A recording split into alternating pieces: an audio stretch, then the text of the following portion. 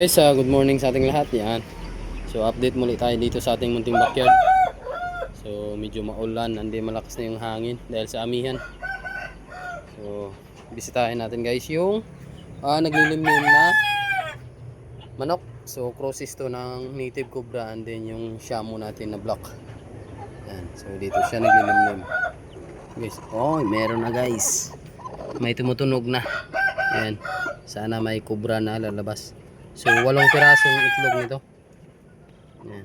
Kasi binawasan. Uy, meron isa. Hindi cobra. Yan. Sana cobra tong iba. Guys. Uy. Meron na ulit tayong cobra. Yan. Hindi yung isa. Sana cobra din to. Kasi ang ganda ng kulay. Yan. Abuhin. Uy, cobra din. Yan. Yan. Meron na naman tayong cobra.